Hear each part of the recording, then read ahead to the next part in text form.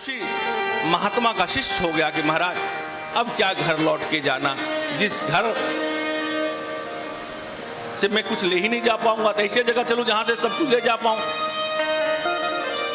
हाँ, एक महात्मा थे, वो एक गांव के जहां शुरुआत होती थी वहीं ही रहते थे। ऐसा ही होता, महात्मा को जब कोई स्थान देते हैं तो सबसे एक किनारे पे दे देते हैं। तो जो पथिक आवे में पूछे कि बस्ती कहाँ है, तो एक रास्ता गांव को जाता था, एक रास्ता मरघट को जाता था। तो वो मरघट की तरफ बता दे कि इधर चले जाओ शमशान की तरफ। लौट के आवे पथिक बहुत झगड़ा करे, तुम कहां भेज दिए? तो उसने कहा तुमने पूछा क्या था कि मुझे बस्ती की तरफ जाना है।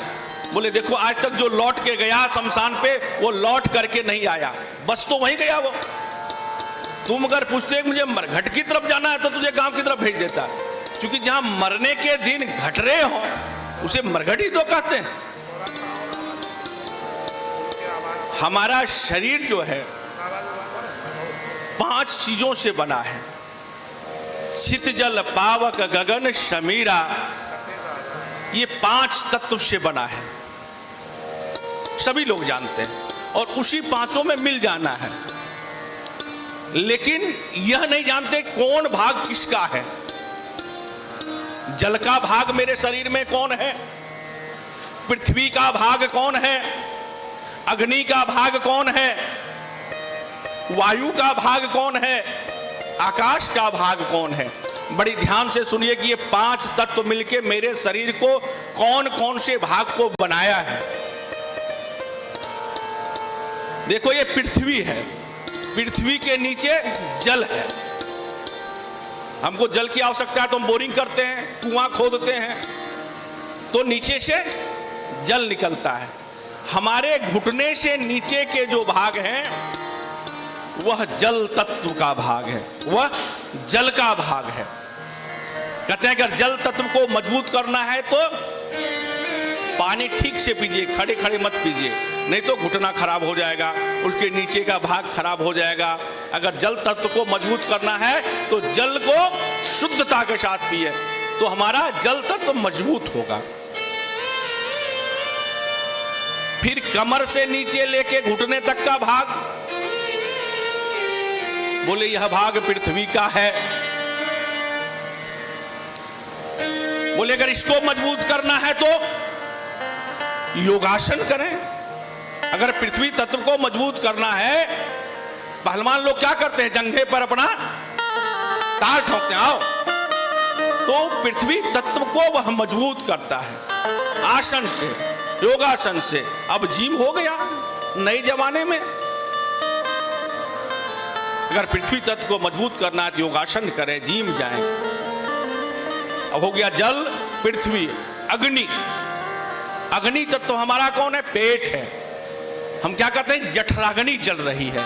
हम जब कुछ भोजन देते हैं तो जैसे बाहर अग्नि में पकाते हैं वैसे हमारा पेट भी कच्चा उच्चा जो हम देते हैं उसको पचाने का काम करते हैं। इसलिए हम क्या करते हैं, जठराग्नि जल रही है। तो हम अपने भोजन को अगर अग्नि तत्व को मजबूत करना है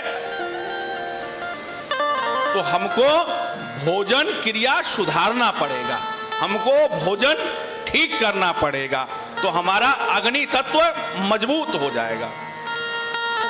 क्या हो गया, जल, पृथ्वी, अग्नि। अब हो गया वायु। वायु हमारा यह जो चेस्ट है, जो फेफड़ा है, यह भाग जो है यह वायु तत्व का है।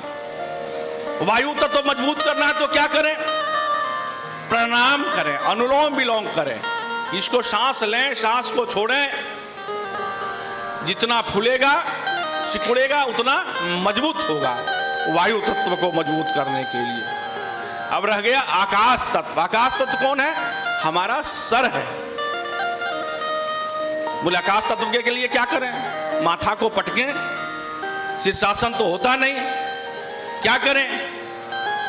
तो शास्त्रों ने कहा आकाश तत्व को अगर मजबूत करना है तो वेद के मंत्र को अगर नहीं पढ़ सकते तो सुनिए, कीर्तन करिए, भगवान के नाम के जाप को करिए, भजन में ताली बजाइए, भजन को दोहराइए, रामायण की चौपाइयों को गाइए, तो आकाश तत्व मजबूत होगा। और जब आकाश तत्व मजबूत होगा तभी चारों तत्व ठीक से चलेगा। अगर दिमागे खराब हो गया, जाना कहीं और, चले गए कहीं और, बोलना कुछ और, बोल गए कुछ और, खाना कुछ और, खा गए कुछ और। इसलिए सबसे जरूरी है कि आकाश तत्व हमारा मजबूत रहे, क्योंकि हम और आप आए हैं जीवन में। लोग कहते हैं कुछ लेकर के नहीं जाना, हम अपने कर्मों को लेकर के साथ जाएंगे। अच्छे कर्म किए हैं तो अच्छे लेकर के जाएंगे, बुरे कर्म किए हैं तो बुरे कर्म लेकर के जाएंगे। मौत से कभी संत नहीं डरता। कौन डरता है? जो विद्यार्थी होमवर्क करके आया है वो आगे बैठता है, और जो होमवर्क नहीं किया वो सबसे पीछे बैठेगा। तो जब हम अच्छे कार्य न किए हो तो हमको मौत का डर है, जो अच्छे कार्य किए वो आगे खड़ा है, कोई बात नहीं। जिसमें भगवान जब जाने कहें मैं चलने को तैयार हूं। और हमारी सनातन संस्कृति तो ऐसी है, एक एक शब्द का बड़ा महत्व है, एक एक शब्द हमको सिखाती है। 50 के बाद कहते हैं 51 कि भैया वन को जाओ, मैंने जंगल तो नहीं जाओ लेकिन घर को ही वन बना लो। अब चाबी तिजोरी की बहू को सौंपो, ATM कार्ड बेटा को सौंपो, नहीं तो क्या करेगा, छीन लेगा। 52, 53, 54, 55, 56, 57, 58 समझाता है, नहीं समझता क्या बोलते हैं 59 कि आधा मूर्ख है, समझने वाला नहीं है। तब भी नहीं समझता क्या बोलते हैं 60, ये मूर्ख ही नहीं समझेगा। यहां तो पशु पक्षी भी समझाते हैं हमको और आपको। गाय है, कौवे हैं, कोयल है। कोयल सबसे सुबह सुबह अगर कोई चहचहाती है तो कौन? कोयल।